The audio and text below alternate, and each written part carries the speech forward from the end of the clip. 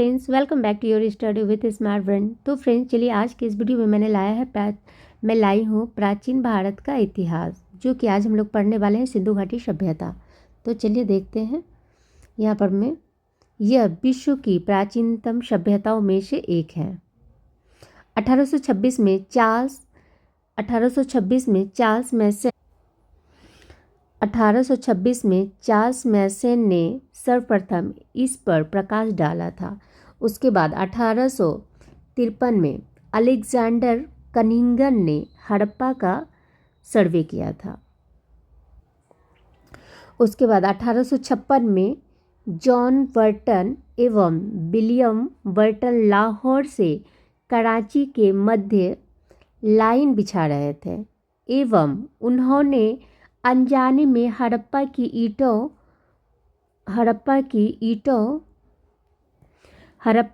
ईंटों का प्रयोग किया। 1856 में फिर अलेक्जेंडर कनिंगन ने दूसरी बार हड़प्पा का सर्वे किया। मतलब वहाँ पे जो ईंट मिला है ना, इस वजह से ये कनिंगन ने फिर दूसरी बार सर्वे किया। फिर 1861 में भारतीय पुरातत्व विभाग ASI की स्थापना हुई। गवर्नर जनरल लॉर्ड कैनिंग के समय अलेक्जेंडर कनिंगन को ASI का जनक कहा गया।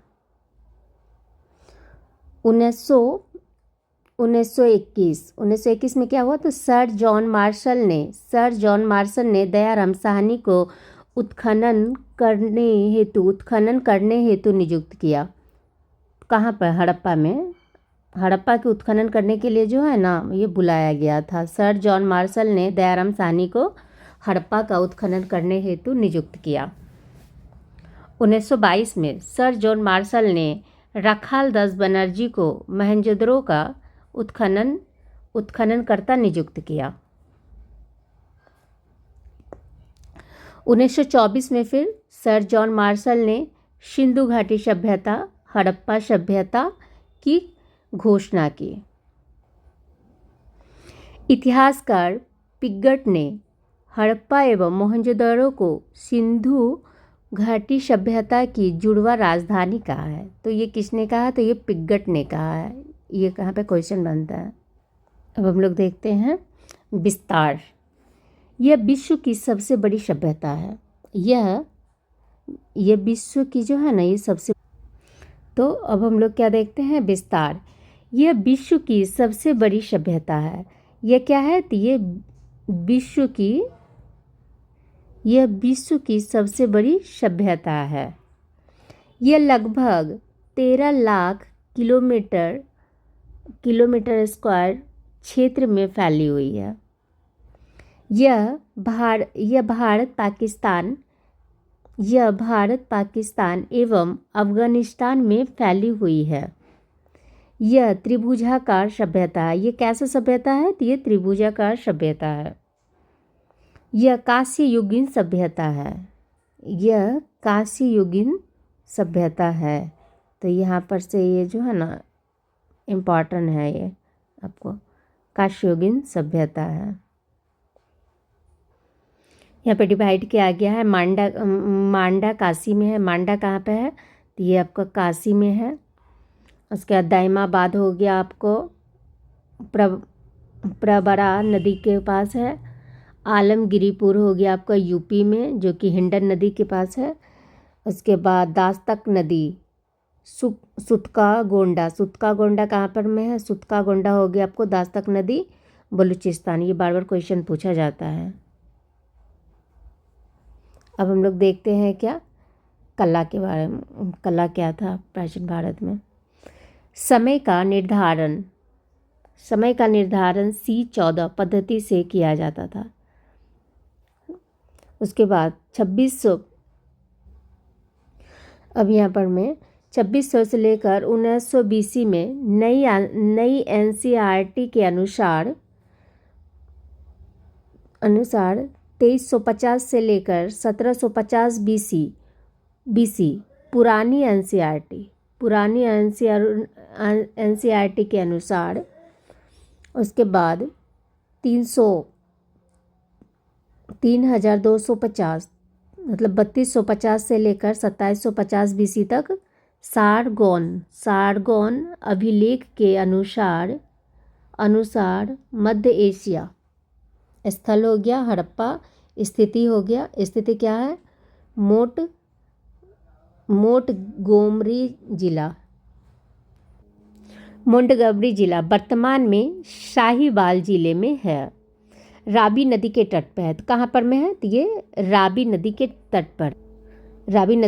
पर है। उत्खननकर्ता कौन थे, तो ये उत्खननकर्ता हो गए दयाराम साहनी। R37 यहाँ पर से क्या मिला है, तो ये कब्रिस्तान मिला है। विदेशी की कब्र मिली है, इक्का गाड़ी मिली है, श्रृंगार पेटिका मिला है, स्वास्तिक का निशान भी यहीं से मिला है।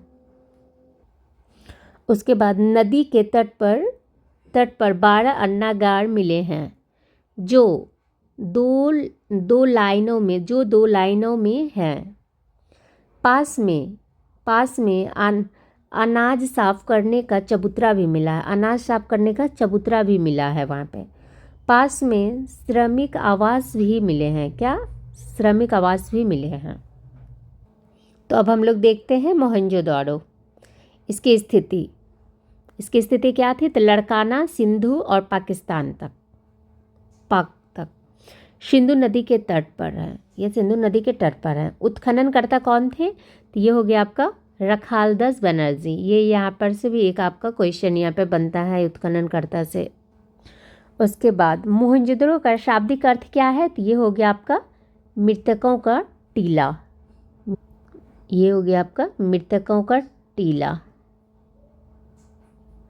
ये भी एक क्वेश्चन बन रहा है। विशाल स्नानागार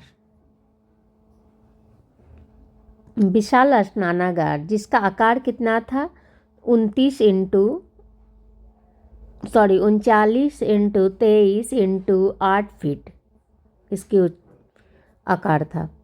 इसके उत्तर में दक्षिण में सीढ़ियाँ बनी हुई थी। इसके उत्तर व दक्षिण में क्या बनी हुई थी, तो सीढ़ियाँ बने हुए थे। इसमें बिटुमिन्स का लेप किया गया था। तो इसमें क्या किया गया था, तो बिटुमिन्स का लेप किया गया था।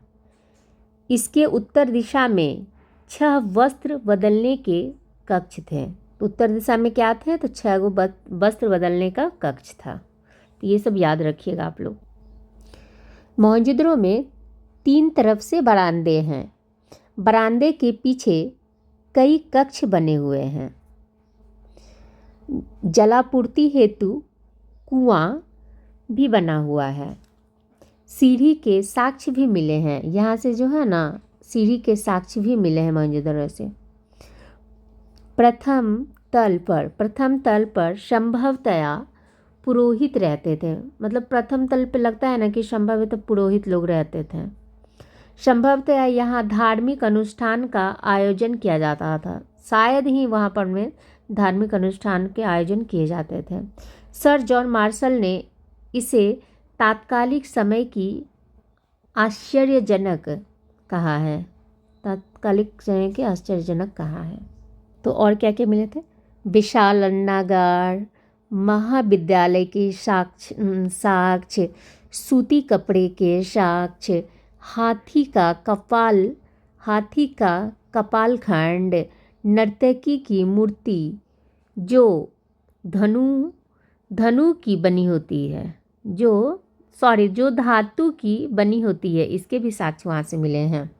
यह नग्न है।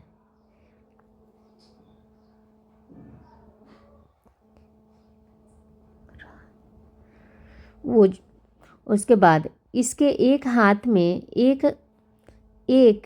में चूड़ियाँ पहन रखी है। वहाँ पे जो नर्तकी का जो मिला है ना, नर्तकी की मूर्ति जो धातु की बनी हुई है, यह नग्न है। ठीक है। उसके बाद वो मूर्ति जो है ना, एक हाथ में चूड़ी भी पहने हुए हैं। उसके बाद पुरोहित राजा की मूर्ति जो ध्यान की अवस्था में है, वो भी मिले हैं।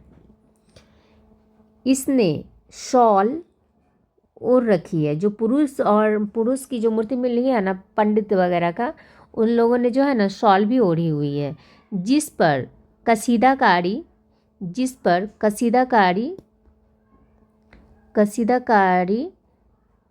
कार्य किया गया है। यहाँ से मेसोपोटामिया की मुहर मिली है। तो अब हम लोग देखते हैं लोथल के बारे में देखते हैं।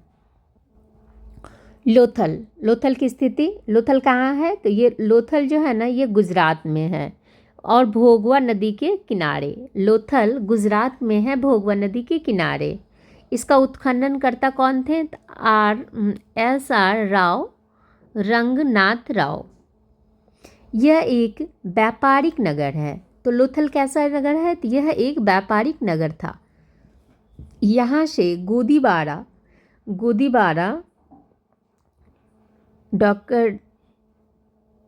डॉक्वाइड मिले हैं। यह सिंधु घाटी सभ्यता की सबसे बड़ी कृति है। यह क्या है? तो सिंधु घाटी सभ्यता की सबसे बड़ी कृति है। उसके बाद यहाँ पर से उसके बाद आपको लोथल से मनके बनाने का कारखाना मिले हैं। चावल के साक्ष्य भी मिले हैं लोथल से। फारस की मोहर जो गोलाकार बटन नुमा है, ये भी मिले हैं आपको लोथल से। घोड़े की मृण्य मूर्तियाँ भी मिले हैं आपको लोथल से। चक्की के 2 पार्ट मिले हैं लोथल से। घरों के दरवाजे मुख्य मार्ग पर खुलते हैं एकमात्र, ये भी मिले हैं साक्ष्य। कहाँ से? तो ये लोथल से मिले हैं। तो चलिए अब देखते हैं हम लोग क्या, धोलावीरा स्थित है कहाँ पे? तो धोलावीरा है आपका गुजरात में। इसका उत्खननकर्ता कौन थे? तो ये उत्खननकर्ता रविंद्र सिंह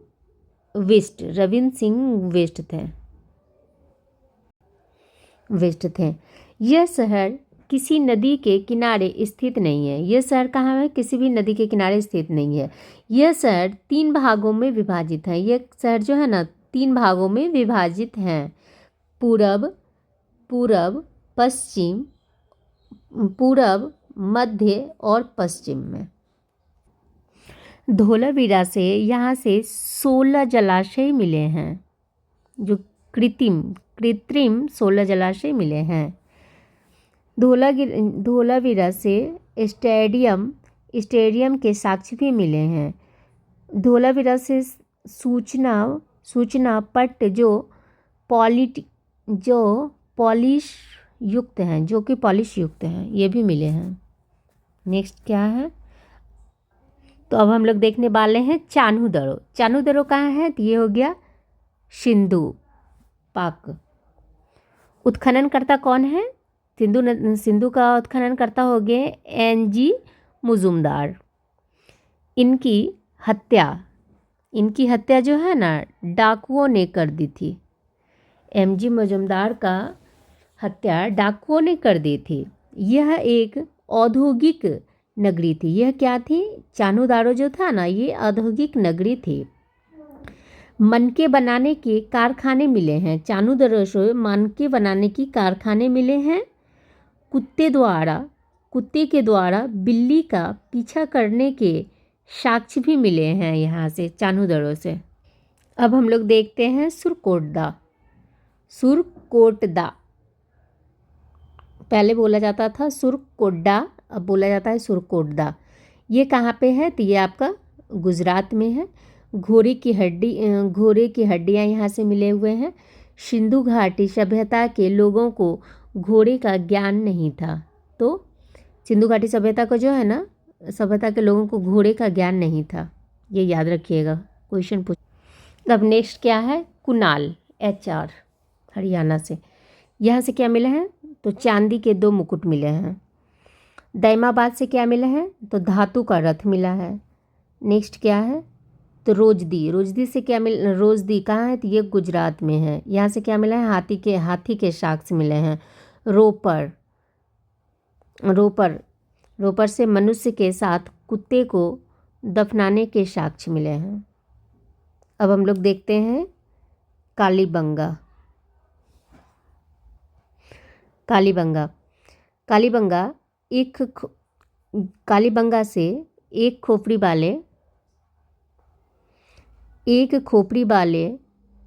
खोपड़ी जिसमें 6 छेद किए गए हैं, अर्थात इन चिकित्सा का ज्ञान था। एक खोपड़ी जिसमें 6 छेद किए गए हैं, अर्थात इन लोगों को शल्य चिकित्सा का ज्ञान था। तो ये काफ़ी इम्पोर्टेंट हो सकता है। एक खोपड़ी जिसमें 6 छेद किए गए हैं, अर्थात इन लोगों को शल्य चिकित्सा का ज्ञान था। VVI हो सकता है ये। नगर नियोजन कैसा था वहाँ का? तो अब चलिए नगर नियोजन देखते हैं। यह विश्व की प्रथम नगरीय सभ्यता थी। यह क्या थी? तो विश्व की प्रथम नगरीय सभ्यता थी। यह अपनी विशिष्ट नगर नियोजन के लिए प्रसिद्ध है।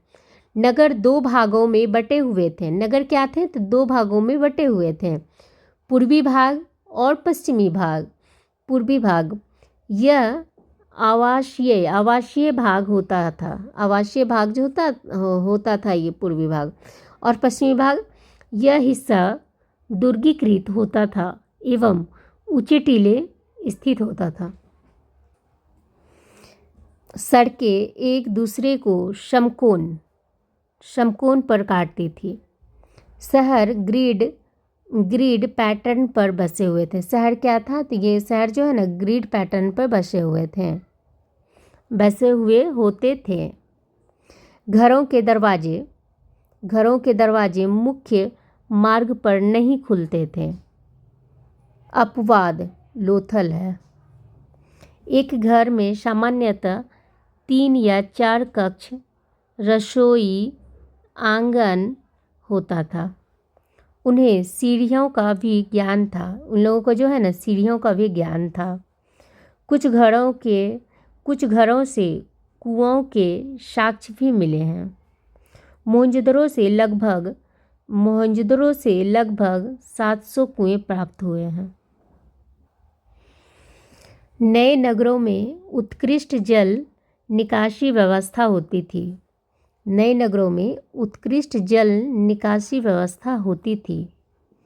मुख्य मार्ग पर नालियों को साफ करने के लिए मेन हॉल होता था।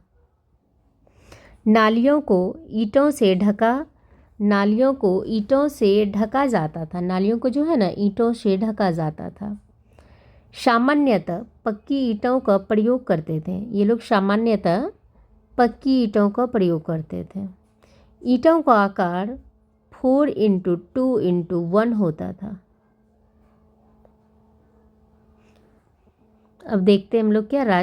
अब हम लोग देखते हैं राजनीतिक स्थिति। जानकारी का अभाव। इस समय जो है ना, आप लोग जानकारी का अभाव है। संभवतया पुरोहित वर्ग के पास में शासन रहा होगा। वहाँ पर मतलब संभवतया है कि पुरोहित वर्ग के पास जो है ना, वर्ग के पास में ही शासन रहा होगा। संपूर्ण सिंधु घाटी सभ्यता में एक ही प्रशासनिक व्यवस्था ही रही होगी। संपूर्ण सिंधु घाटी सभ्यता में एक ही प्रशासनिक व्यवस्था रही होगी। अब देखते हैं हम लोग सामाजिक स्थिति कैसी थी वहाँ पर की। सामाजिक स्थिति मातृसत्तात्मक संयुक्त परिवार होते थे।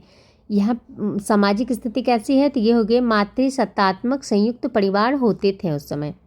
समाज संभवतः 4 भागों में विभाजित था। तो समाज संभवतः कैसा था? 4 भागों में विभाजित था। तो ये क्या क्या हो गया? तो 100 देखते हैं।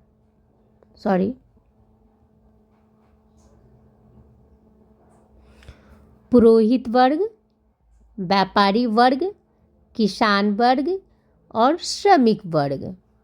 बड़ी मात्रा में मातृ देवी की मूर्ति मिला है। यहाँ से जो है ना, बड़ी मात्रा में मातृ देवी की मूर्ति मिले हैं। यह शांति प्रिय लोग थे। ये लोग जो है ना काफ़ी शांति प्रिय लोग थे, क्योंकि अत्यंत कम मात्रा में हथियार मिले हैं। यहाँ पे बहुत कम मात्रा में हथियार मिले हैं, इसलिए ये लोग बहुत शांति वाले लोग थे। पुरुष एवं महिला श्रृंगार करते थे। इस समय जो है ना पुरुष और महिलाएं श्रृंगार करते थे। पुरुष एवं महिलाएं श्रृंगार करते थे एवं जवाहरात पहनते थे। वे लोग क्या जो है ना जवाहरात पहनते थे। लोग शाकाहारी व मांसाहारी थे। ये लोग क्या थे? शाकाहारी भी थे और मांसाहारी भी थे। शतरंज एवं मुर्गे की लड़ाई इनके प्रिय खेल थे। तो क्या प्रिय खेल थे इन लोगों के? तो शतरंज और मुर्गे की लड़ाई प्रिय खेल थे। अंतिम संस्कार की तीनों विधियां का प्रचलन था। अंतरिम संस्कार का जो है ना तीनों विधि का ही उस समय प्रचलन था।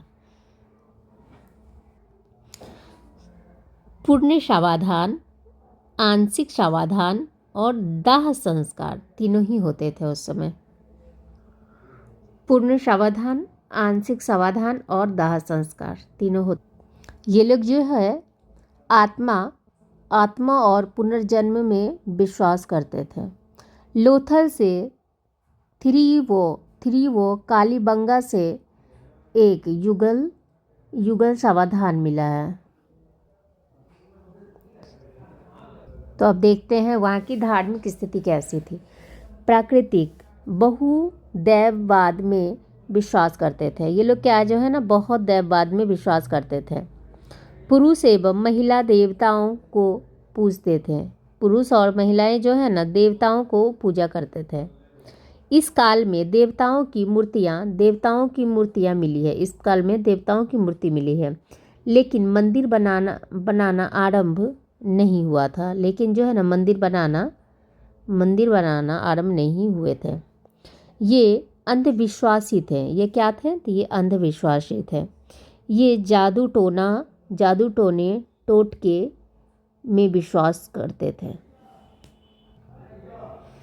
बलि प्रथा में विश्वास करते थे। कालीबंगा से हवन कुंड मिले हैं। यह वृक्ष पूजा, जल पूजा, लिंग पूजा में विश्वास करते थे। योनि पूजा में भी, लिंग मतलब योनि में पूजा में भी विश्वास करते थे। इन्हें ध्यान एवं योग का ज्ञान था। इन्हें ध्यान एवं योग का भी ज्ञान था। मोहनजोदड़ो से एक मुहर मिले हैं, जिस पर आदि शिव का चित्र मिला है। सर जॉन मार्शल ने इन्हें पशुपतिनाथ कहा है। नेक्स्ट क्या है? आर्थिक स्थिति। कृषि आधारित अर्थव्यवस्था थी वहाँ पे। कृषि आधारित अधिशेष उत्पादन होता था, जिन्हें बड़े बाजारों शहरों में बेचा जाता था। गेहूँ, सरसों, चना, मटर, रागी प्रमुख फसलें थीं। इन्हें चावल एवं बाजरे का ज्ञान नहीं था। इन लोगों को जो है ना चावल और बाजरे का ज्ञान नहीं था। लोथल से चावल के साक्ष्य मिले हैं। रंगपुर से चावल की भूसी मिली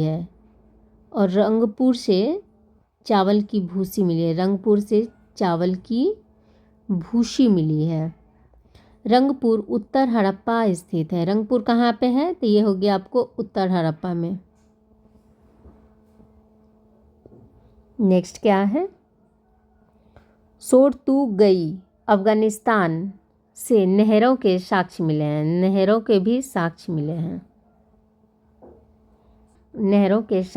हैं। धौलावीरा से जलाशय के साक्ष्य मिले हैं। धौलावीरा से क्या मिले हैं? तो ये जलाशय के साक्ष्य मिले हैं। यह पशुपालन भी करते थे, ये लोग जो है ना पशुपालन भी करते थे। गाय गाय भैंस, भेड़, बकरी, खरगोश, कुत्ता एवं बिल्ली इनके प्रिय पशु थे। ये भी साक्ष्य। यहाँ ऊंट, घोड़ा, हाथी से परिचित नहीं थे। विदेशी व्यापार होता था। सारगोन अभिलेख में सिंधु घाटी सभ्यता को इसको क्या कहा जाता था? तो मेलुहा कहा जाता था। मेलुहा कहा गया है। मेलुहा नाविकों का देश है। मेलुहा क्या था? तो ये नाविकों का देश है। मेलुहा हाजा पक्षी के लिए प्रसिद्ध है, मोर के लिए प्रयुक्त है। मतलब हाजा पक्षी के लिए ये प्रसिद्ध है। सारगोन अभिलेख में कपास को सिंडन कहा गया है। कपास की विश्व में प्रथम खेती भारत में हुई है।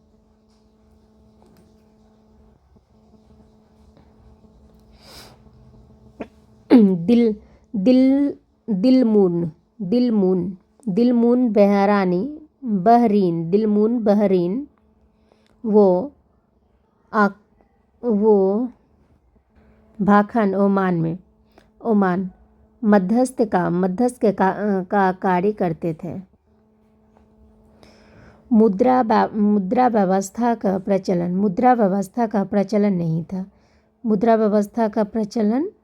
नहीं था।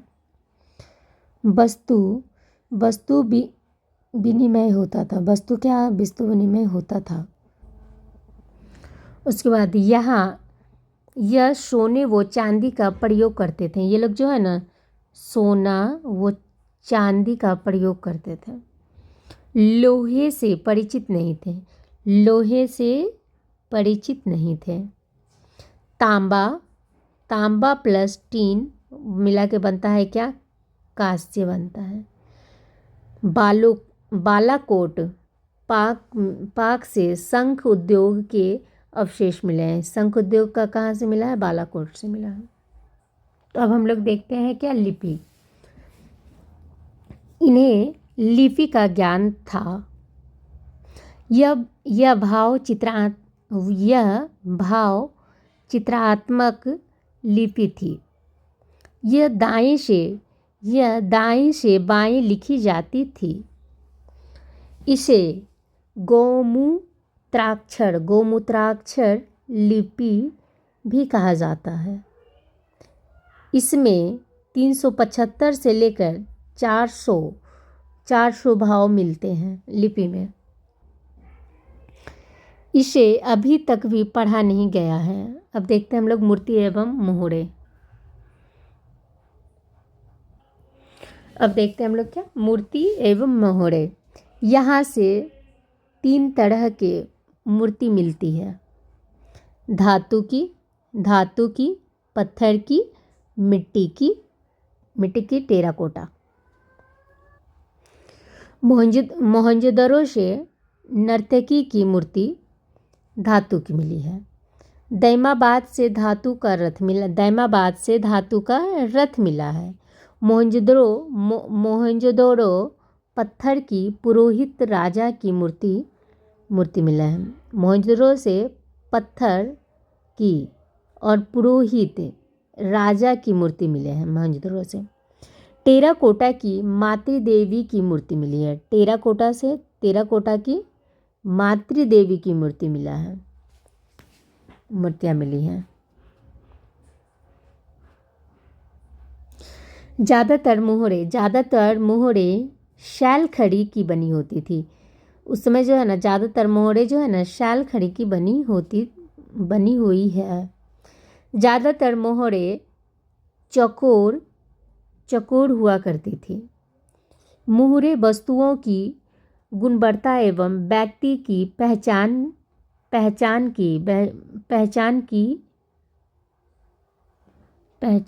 पहचान की द्योतक होती थी।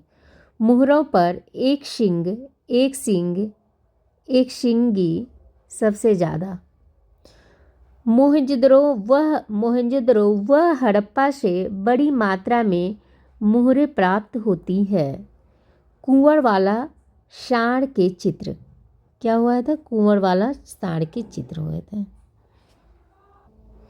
अब यहाँ पर हम लोग देखते हैं क्या सिंधु घाटी सभ्यता के पतन का कारण क्या था। गार्डन चाइल्ड वो मार्टिमर व्हीलर के अनुसार आर्यों का आक्रमण, ये मेंस के लिए नोट्स जो है ना, ये मेंस के लिए है। वैसे S.R. Rao, sir John Marshall वो मैके के अनुसार ये बाढ़ है। मतलब यहाँ पर मैं बोला जा रहा है कि गार्डन चाइल्ड वो मार्टिमिलर व्हीकल के अनुसार जो है ना, आर्यों का यहाँ पे आक्रमण हुआ था, इसीलिए पतन हुआ था। और S.R. Rao, sir John Marshall वो मैके के अनुसार ये जो कह रहे हैं ना कि ये वहाँ पर जो बाढ़ आया था इसलिए पतन हो गया। और सर जॉन मार्शल के अनुसार ये कह रहे हैं कि प्रशासनिक स्थिरता के कारण। और अमलानंद घोष के अनुसार ये कह रहे हैं कि जलवायु परिवर्तन के कारण जो है ना पतन हो गई सिंधु घाटी सभ्यता की। और यू आर कैनेडी के अनुसार जो है ना प्राकृतिक आपदा के कारण जो है ना वो इसका पतन हो गया सिंधु घाटी सभ्यता का। मधु स्वरूप वत्स के अनुसार नदियों ने अपना रुख बदल लिया, इसलिए जो है ना पतन हो गया, ये इन लोगों का कहना था। तब निष्कर्ष क्या निकलता है? तो निष्कर्ष है इतनी विशाल सभ्यता के पतन के लिए बहुत सारे कारण जिम्मेदार उत्तरदायी रहे होंगे। कालीबंगा, राखीगढ़ी, धोलावीरा, रंगपुर। तो यहाँ पर मैं कालीबंगा, राखीगढ़ी, धोलावीरा पूर्व हड़प्पाकालीन स्थल है। ये क्या है? पूर्व हड़प्पाकालीन स्थल है। रंगपुर, रोजदी, ये हो गया उत्तर हड़प्पाकालीन स्थल। तो फ्रेंड्स, सिंधु घाटी सभ्यता यहीं पे अब कंप्लीट होती है। अब नेक्स्ट चैप्टर लाऊंगी। Thank you.